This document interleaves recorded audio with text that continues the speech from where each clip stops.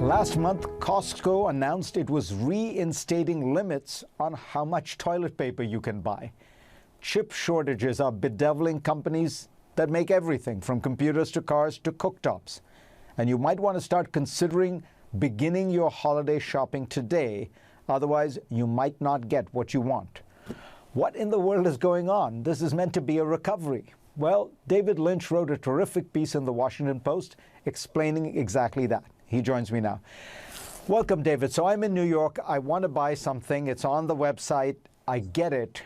Why does it not get to me within the amount of time I'm used to getting it by? Sure.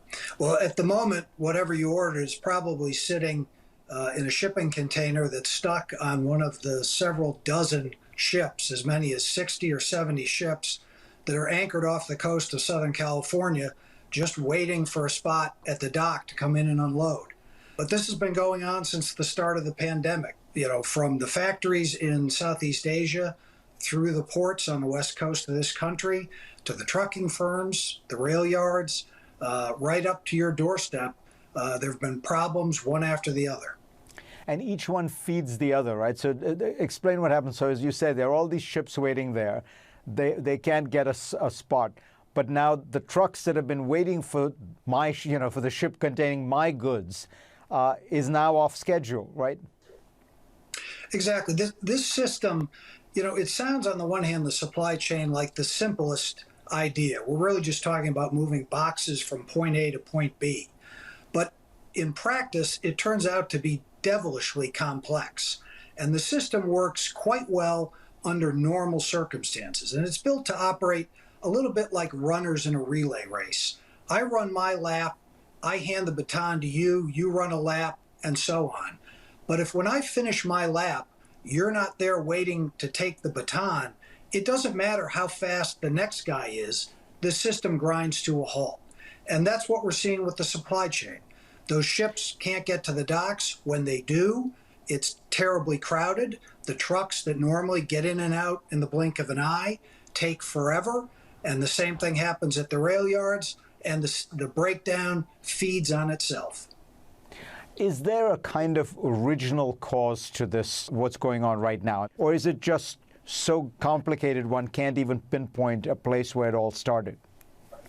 Well, the original sin is really the change in consumption patterns that occurred as a result of the pandemic. You go back to last year when many of us were trapped at home for a long time. We all stopped going out and spending money on services at restaurants, ballparks, movie theaters, concerts. And many of us started ordering more stuff on Amazon, Walmart, and elsewhere, laptops, furniture, clothes, what have you. And so if you look at the nature of the economy, services always dominates the U.S. economy, makes up about 70% of spending. But the goods side of things, goods spending went down for about 4 months, surged right back up, and now exceeds pre-pandemic levels. Services spending is still way down. So the nature of what we're buying has changed, and we've got a supply chain that's set up for an economy that no longer exists. We're in a new world. And you point out that our entire supply chain is built for efficiency, not resilience. Explain what you mean. Sure. During the whole era of globalization, companies increasingly prioritized making things as inexpensively as possible. That's the whole logic behind these global supply chains that take parts from all over the world, stitch them together, and perhaps do some final assembly in Mexico or the United States, and then you've got your product. That makes sense if you strip out every bit of waste and cost. And as a consequence, whenever anything goes wrong, then you're suddenly caught short. And that's the lesson that we've learned during this crisis with the pandemic.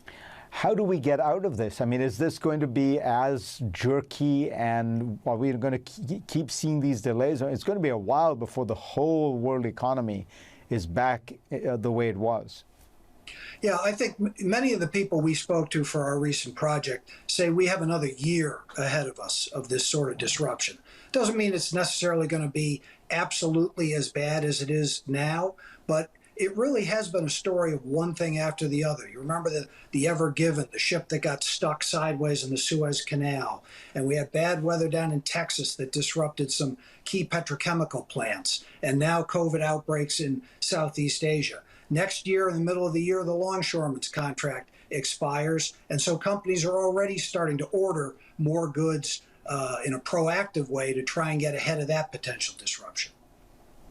And is there a way to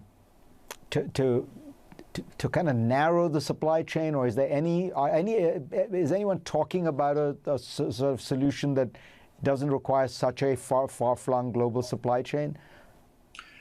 Well, there is a lot of talk about it. There's been a lot of talk of perhaps nearshoring, of bringing factories, if not all the way back to the United States, perhaps to places like Mexico.